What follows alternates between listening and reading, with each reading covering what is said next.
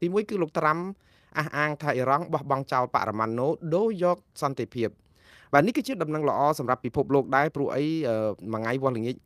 ពីម្សិលមិញនិយាយទៅវាត្រូវបើនៅកម្ពុជាមួយថ្ងៃវាស់ល្ងាចបើនៅស្រុកអាមេរិកនេះគឺវាមកយប់ទៅភ្លឺលើចូលដល់ថ្ងៃថ្មីទៅហើយគឺលោកត្រាំបានជជែកច្រើនតាក់ទងនឹងថាបានជួបចរចាជាមួយនឹងមេដឹកនាំអ៊ីរ៉ង់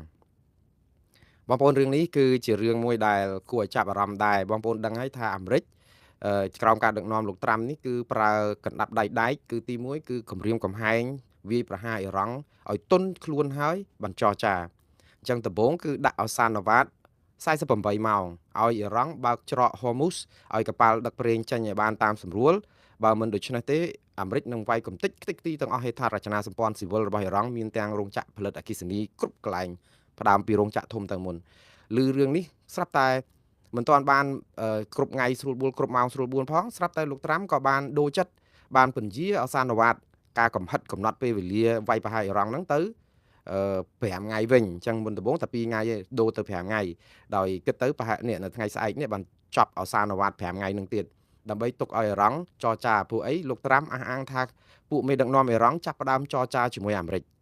ប៉ុន្តែសំណួរសួរទៅវិញថាតើមេដឹកនាំអ៊ីរ៉ង់មួយណាដែលមកចរចាជាមួយអាមេរិកព្រោះអីមកដល់ម៉ោងនេះយើងអត់ដឹងថាមេដឹកនាំអ៊ីរ៉ង់ណាដែលលោកត្រាំថាអះអាងថាបានចរចាបិទតែគាត់ថាបានទូរស័ព្ទមកអាមេរិកមកចរចាអីហ្នឹងតើមេដឹកនាំអ៊ីរ៉ង់មួយណាព្រោះអីក្នុងពេលជាមួយគ្នាហ្នឹងលោកត្រាំបាននិយាយរឿងពីរដែលគួរឲ្យកត់សម្គាល់ទី1លោកថាហេដ្ឋារចនាសម្ព័ន្ធ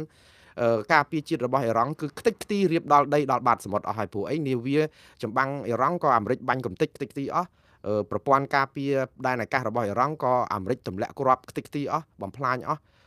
ស្ទើរគ្មានសល់ហើយនៅសល់តែកញ្ជ្រួចទិញទួចអីនៅបាតដីបាតអីចឹងរូងអីបិទចិត្តអស់ហើយមេដឹកនាំរបស់អ៊ីរ៉ង់គឺសម្លាប់ស្លាប់អស់ហើយគាត់និយាយថាមេដឹកនាំកម្ពុជាថ្នាក់ដឹកនាំរដ្ឋាភិបាលរបស់អ៊ីរ៉ង់ហ្នឹងគឺសម្លាប់អស់ហើយដូច្នេះតើគាត់ចរចាជាមួយអ្នកណាបើជាមេដឹកនាំអ៊ីរ៉ង់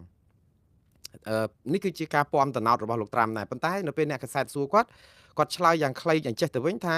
មានមេដឹកនាំអ៊ីរ៉ង់ដែលគាត់ជាអ្នកដែលអាចធ្វើការជាមួយបានដែលមិនចូលក្នុងក្រុមដូចថាអ្នកដែលទឹមឡើងថ្មីដែលជាកូនរបស់ហាមេនេអាលីហាមេនេអីហ្នឹងទេគឺជាអ្នកដឹកនាំថ្មីដែលគាត់ប្រឡយពាក្យថាជាមនុស្សអាចធ្វើការជាមួយគ្នាបានជាមនុស្សដែល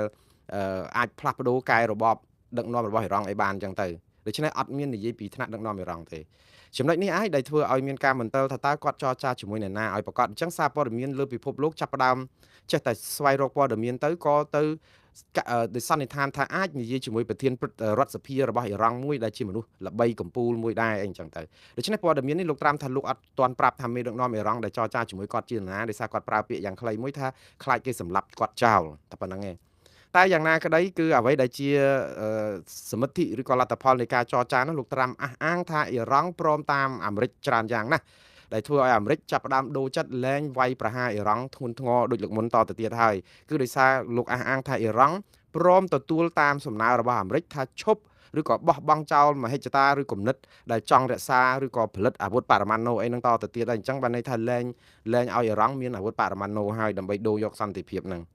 អានេះគឺជារឿងមួយដែលអ៊ីរ៉ង់ជំទាស់យូរហើយបើសិនជាអ៊ីរ៉ង់ព្រមប្រហែលជាមិនមានសង្គ្រាមនឹងផងទេដូច្នេះស្រាប់តែមកដល់ឥឡូវមានឬក៏មកអាចថាអ៊ីរ៉ង់រងសម្ពាធធ្ងន់ធ្ងរដែលមិនអាចនឹងទទួលយកបានហើយស៊ូឡៃរួចទៅបោះបង់ចោលគំនិតហ្នឹងឬក៏យ៉ាងម៉េចព្រោះអីចរចាកន្លងមកអត់ត្រូវគ្នាដោយសារតែអ៊ីរ៉ង់អត់ព្រមបោះបង់គំនិតរឿងបរមាណូហ្នឹងឯងតែឥឡូវលោកត្រាំគាត់ថាអ៊ីរ៉ង់ព្រមអស់ហើយអត់មានជំរឿសអីទេបើអត់ព្រមក៏ត្រូវតែកំទេចអ៊ីរ៉ង់ចោលអញ្ចឹងទៅគាត់នៅតែនិយាយភាសានឹងដដែលអញ្ចឹងបានន័យថាម៉េចបានន័យថាការចរចានឹងអ៊ីរ៉ង់ព្រមតាមរឿងឈប់ផលិតអាវុធបរមាណូបើសិនជាដូច្នេះមែនគឺជាការដោះស្រាយរឿងបានមួយកលៈព្រោះអីមិនមែនតែរឿងអាវុធបរមាណូតែមួយមុខទេគឺការគ្រប់គ្រងប្រេងកាតនិងការរៀបចំផ្លាស់ប្ដូររបបនេះផងដូច្នេះថាតើរឿងនេះវានឹងមានស៊ីជម្រៅយ៉ាងណា